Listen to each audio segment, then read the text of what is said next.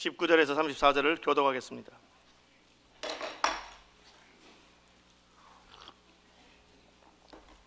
우리가 기도하는 곳에 가다가 점치는 귀신 들린 여종 하나를 만나니 점으로 그 주인들에게 큰 이익을 주는 자라. 죄송합니다. 제가 다시 읽겠습니다. 19절 다시 읽겠습니다.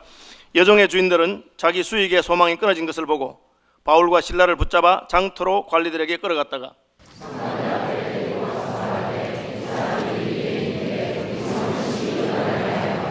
로마 사람인 우리가 받지도 못하고 행하지도 못할 풍속을 전한다 하거늘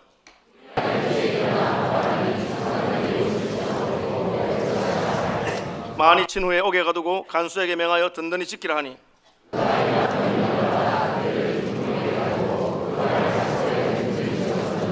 한밤중에 바울과 실라가 기도하고 하나님을 찬송하며 죄수들이 듣더라.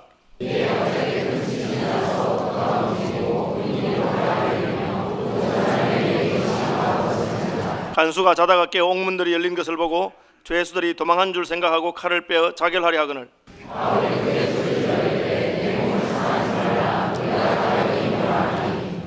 간수가 등불을 달라고 하며 뛰어들어가 무서워 떨며 바울과 실라 앞에 엎드리고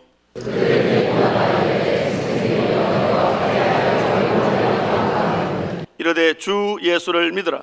그리하면 너와 내 집이 구원을 받으리라 하고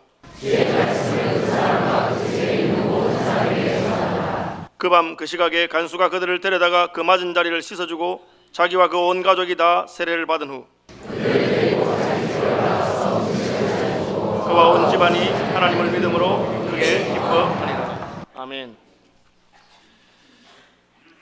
오늘 본문은 바울과 실라가 빌립보에서 복음을 전하다가 당한 어려움을 기록하고 있습니다. 복음을 전했는데 이 사람들이 왜 복음을 거부했느냐? 자기들의 수익의 소망이 끊어졌다. 다시 말하면 이 점치는 귀신이 들린 여종인데 사실은 귀신이 들린 건 좋은 거 아니잖아요. 그런데 귀신이 들린 것 때문에 돈을 벌게 되니까 한 사람의 영혼이 귀신이 들려서 귀신에게 사로잡힌 바 되어도 돈만 벌면 좋겠다고 생각하는 것이죠. 그 예나 지금이나 마찬가지입니다. 사람을 도구화시키는 것입니다. 수단과 방법을 가리지 않고 돈만 벌면 좋은 거니까 자기 종이 귀신에게 눌려서 그야말로 귀신같이 맞추는 게 좋은 겁니다. 하나님 기뻐하실까요? 하나님 기뻐하지 않습니다. 바울 사도가 와서 복음을 전가하니까 이 귀신이 은근히 타협책을 내놓았습니다. 그 타협책이 뭡니까? 바울에 대해서 칭찬하는 겁니다. 이 사람들은 지극히 높으신 하나님의 복음을 전가하는 자라고 그렇게 말했습니다. 용하게 맞추는 귀신 들린 사람이 그렇게 말하니까 바울이 별로 기분 나쁠 일이 없잖아요. 이 사람들은 하나님의 복음을 전가하는 분이다. 지극히 높으신 하나님의 종들이다. 그렇게 말하는 겁니다. 그래서 나만 생각하면 그 여종을 고쳐줄 이유가 없습니다. 그 여종이 귀신 들린 상황에서 자기를 증거하니까요. 그러나 바울은 주님의 마음으로 볼 때 그가 전하는 말이 중요한 것이 아니고 그 귀신 들린 여종이 귀신에게 눌려있는 것을 불쌍히 보신 것입니다. 여러분, 우리가 나쁜 짓을 하면서도 얼마든지 돈을 벌 수 있고 하나님이 싫어하는 짓을 하면서도 얼마든지 출세하고 성공할 수가 있습니다. 심지어 그런 방식으로 교회에게 도움을 주겠다고 말할 수도 있습니다. 그러나 하나님께서는 그것을 기뻐하실까요? 하나님께서는 그 영혼이 하나님 앞에 바로 서는 것을 기뻐하시는 것입니다. 아무리 그 사람이 귀신 들려서 귀신 들린 상태로 예수에 대해서 증거한다 하더라도 그 영혼은 귀신에게 매인 것입니다. 그러므로 바울은 영혼을 사랑하는 마음으로 그 귀신 들린 여종의 귀신 들린 것을 치료해 주었습니다. 결과는 무엇입니까? 그전에는 귀신 들린 여종이 용하게 맞추는데 이 사람들은 하나님의 종이라고 막 이렇게 도와주었는데 귀신이 나오고 나니까 그 주인들이 귀신 쫓아낸 것 때문에 바울과 실라를 잡아다가 감옥에 가두었습니다. 왜? 남의 장사를 망치느냐 하는 거죠. 남의 장사를 망친다는 겁니다. 그래서 감옥에 가둡니다. 재판을 거치지 않고 감옥에 가두는 불법입니다. 그러나 이 사람들은 유력한 사람들이기 때문에 그런 짓을 했습니다. 억울하잖아요. 바울이 내가 잘 되기 위해 한 것도 아니고 참 예수님의 마음으로 그 영혼이 불쌍하기 때문에 그냥 내가 전도만 하고 내일만 하고 지나가려면 그 귀신 들린 사람이, 귀신 들린 여종이 이분들은 하나님의 종이라고 대신해서 선전해 주는데 그냥 그 영혼에 대해서만 눈 감으면 괜찮은 거예요. 그러나 그 영혼이 불쌍하기 때문에 예수님의 마음으로 그 영혼에게 들린 귀신, 그 영혼을 누르고 있는 귀신을 내보낸 것입니다. 좋은 일을 해줬는데 그것 때문에 바울 사도와 실라는 어려움을 겪게 됩니다. 우리 하나님 섬길 때 얼마든지 그런 일이 있을 수 있습니다. 그리고 감옥에 갇혔습니다. 매를 맞았습니다. 옷을 찢어 발기고 착고에 채웠습니다. 어떤 기분이 들겠습니까? 내가 진짜 사리사욕을 밝히지 아니하고 주님을 위해서 주님 기뻐하는 것 때문에 참 이렇게 하면 내가 어려움 당할 수도 있지만 그러나 하나님 기뻐하는 일을 했습니다. 그런데 그 결과는 이런 식으로 핍박과 고난으로 돌아옵니다. 많은 사람들이 여기까지 가서 실패합니다. 여기 가서 불평합니다. 불만합니다. 하나님, 제가 뭘 잘못했습니까? 제가 진심으로 주님 기뻐하는 일을 하지 않았습니까? 제 자신만 생각한다면 그런 여종은 신경 쓰지 아니하고 그냥 귀신 든 채로 두면 저는 오히려 전도하기 편했을지 모릅니다. 그러나 그 여종의 영혼을 생각해서 내가 귀신을 쫓아내줬는데 왜 이런 대접을 내가 받아야 됩니까? 그 여종의 주인들이 나쁜 놈들 아닙니까? 불평과 원망이 나올 수 있는 상황입니다. 그런데 그 상황에서 바울이 어떻게 했습니까? 감옥에서 찬송했다고 되어 있습니다. 오늘 본문에 보니까 25절, 한밤중에 바울과 실라가 기도하고 하나님을 찬송하며 죄수들이 듣더라, 그렇게 되어 있습니다. 한밤중에 찬송합니다. 제가 왜 이 본문을 택했느냐?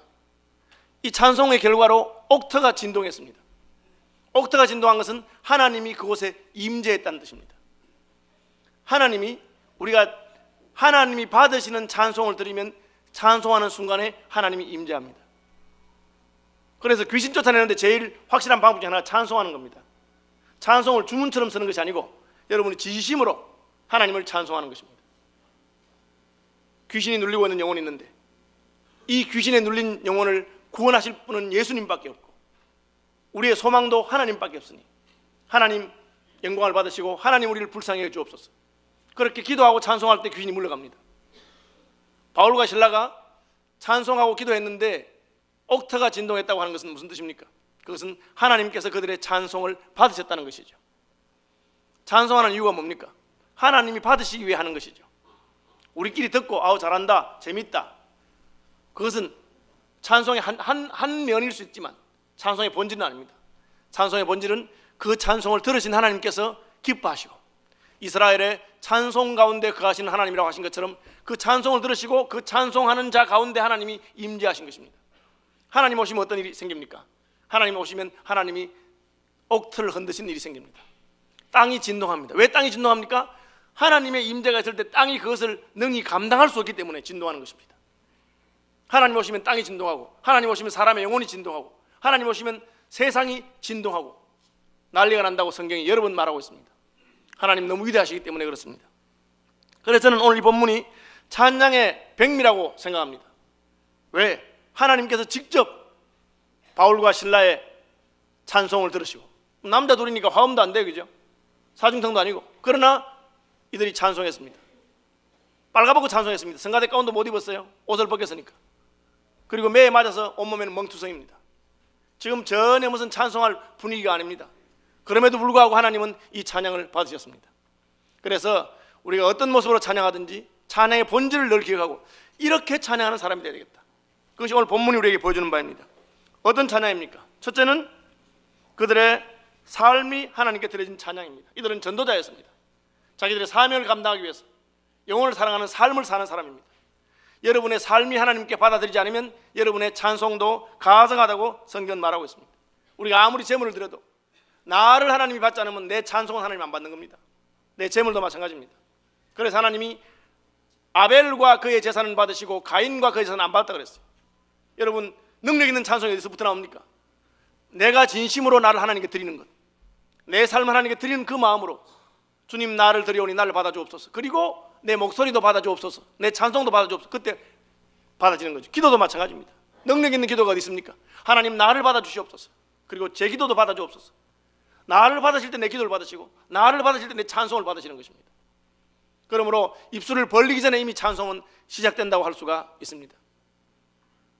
여러분, 저는 그 교회에서 그 교역자들이기 때문에 예배를 집중하지 못하는 수가 많이 있어요. 왜냐하면 자기 해야 할 일이기 때문에. 하나님께 집중하지 않고 교인들 숫자 세고 하나님께 집중하지 않고 그냥 순서에 너무 마음이 분주하고, 그러면 그것이 오히려 복이 아니라 화가 될 수 있는 것입니다. 찬양되기 때문에 하나님을 찬양 못할 가능성이 있습니다. 왜? 찬양대의 어떤 그 순서 맡은 그게 너무 집중했고, 혹은 다른 찬양대하고 비교해서 우리 가운이 색깔이 더 좋으냐 뭐 이런 생각하고 앉아있고, 네, 하나님에게는 별로 중요한 차이가 아닌 것입니다. 우리의 마음이 먼저 드려지고 우리 자신이 하나님께 드려지는 찬양 대원들이 되기를 바랍니다. 기도하고 찬송했습니다. 찬송과 기도는 같이 가죠. 그래서 찬송은 바로 곡조가 있는 기도라고 그렇게 말했습니다. 뭐 기도를 생각하시면 됩니다. 이 기도는 하나님께 올려가는 것이죠. 물론 기도도 사람 들으라고 하는 이상한 사람들이 있어요. 기도는 하나님 들으시는 겁니다. 찬송도 1차적으로는 하나님이 들으시는 것입니다. 하나님의 마음에 합하면 좋은 것입니다. 여러분, 사람도 노래 잘하는 거 들으면 마음이 움직이고 감동이 돼요. 그렇죠? 저는 뭡니까, 수잔 보일이라고 하는 그 영국의 그 뚱뚱한 노처녀 아가씨가 그 무슨 영국의 그 슈퍼스타 뭐 그런 거 하는데, 나오니까 사람들이 저런 스타일의 사람이 방송에 나왔나 그랬는데, 뭐 인터뷰 처음에 뭘 원하냐, 뭐 우승하길 원합니다 이러니까 비웃었어요. 근데 노래가 딱 시작되니까 그 심사위원 3명 갑자기 일어서 버리더라고. 일어서 앉아있더라. 그 위력이 있는 거예요. 그 자체로 바로 말하는 것이죠. 하나님을 일어서게 하는 분들 되시길 바랍니다. 하나님 일어서면 어떻게 되냐? 바울과 신라의 노래가 뭐 그리 잘했겠어요? 그런데 하나님이 일어서신 표시를 한 거야. 옥터를 흔들어 버렸습니다. 착고를 깨뜨렸습니다. 결박이 풀어지는 역사가 있는 것입니다. 여러분, 하나님 받으신 찬양이 들어지면 우리의 결박이 풀어집니다. 우울증으로 고생하는 분 있습니까? 정신질환으로 고생하는 분 있습니까? 찬송하십시오. 진심으로 찬송하시면 하나님이 오십니다.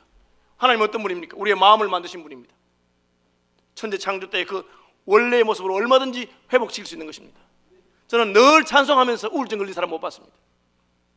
여러분, 찬송할 때 귀신이 떠나가고, 찬송할 때 근심이 떠나가고, 찬송할 때 하나님의 나라가 우리 가운데 임하게 되는 것입니다. 찬송은 바로 기도입니다. 하나님께 드리는 것이죠. 기도하고 찬송하는 것입니다. 그 다음에 또 어떤 찬송입니까? 이분들은 복음을 전하면서 찬송했습니다. 이 찬송은 순례자의 노래입니다.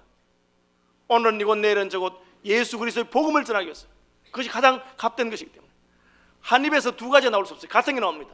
찬송하는 입에서 복음이 전거되고 찬송하는 입에서 기도가 나오는 것입니다. 하나님께서 기뻐하지 않을 수 없는 것입니다. 욕하다가 싸우다가 화풀이하다가 돌아서 찬송하는 것이 얼마나 어색하겠습니까?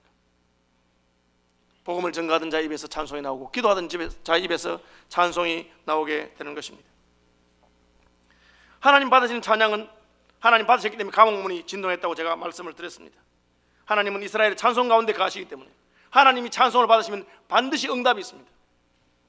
기도가 능력 있는 기도가 뭐냐? 제가 늘 하는 말이에요. 큰 소리를 하는 기도도 능력 있는 기도 아니고, 오래 하는 기도도 능력 있는 기도 아니고, 능력 있는 기도는 하나님이 들으시고 응답 있는 기도가 능력 있는 기도입니다. 찬송도 마찬가지입니다. 어떤 찬송이 능력 있는 찬송이냐? 하나님이 받으시는 찬송. 하나님이 그 찬송을 받으시고 일어서시고, 하나님이 그 찬송을 받으시고 임하시고, 하나님이 그 찬송을 받으시고 우리를 흔들어 놓는 것입니다. 그러면 우리 눈에 안 보이지만 하나님의 영적인 능력이 쫙 회중 가운데 가는 게 있습니다. 여러분, 전 설교도 마찬가지로 생각하는데, 잘하는 설교가 뭐냐? 설교 끝나고 목사님 설교 참 잘했습니다, 은혜 받. 이거는 잘하는 설교 아니에요. 보통한 설교예요.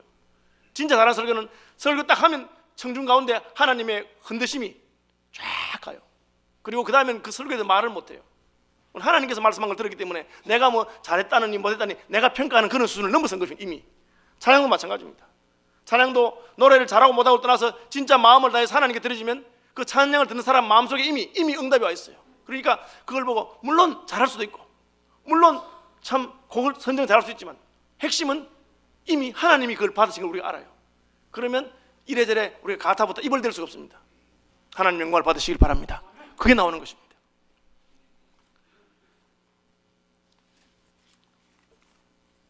마지막으로 찬양은 환경을 초월하는 것을 기억하시기 바랍니다. 여러분, 기쁠 때만 노래하는 것 아닙니다.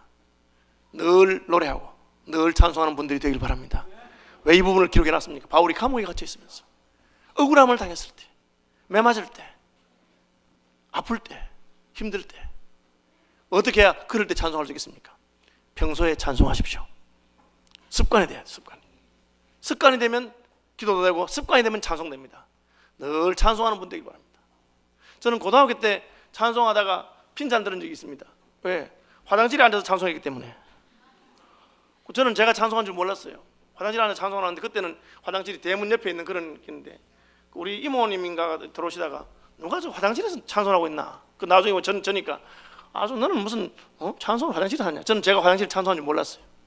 저는 몰랐습니다. 그 말 듣고 보니까 제가 힘주면서 찬양하고 있어요. 그지? 늘 찬송하기 때문에. 여러분 힘들고 어려울 때 찬송이 나오겠습니까? 원망이 나오고 탄식이 나오고 불평불만이 나옵니다. 그러나 평소에 늘 찬송하며 살던 사람은 힘들고 어려워도, 그러니까 바울 사도와 실라가 매맞고 무슨 찬송이 나옵니까? 매맞고 끙끙 앓는 소리가 나오지. 앓는 소리가 나와야 되는데 기도하고 찬송하고 하나님의 능력이 임한 것입니다. 아무쪼록 여러분 찬양의 사람들이 되시길 바랍니다.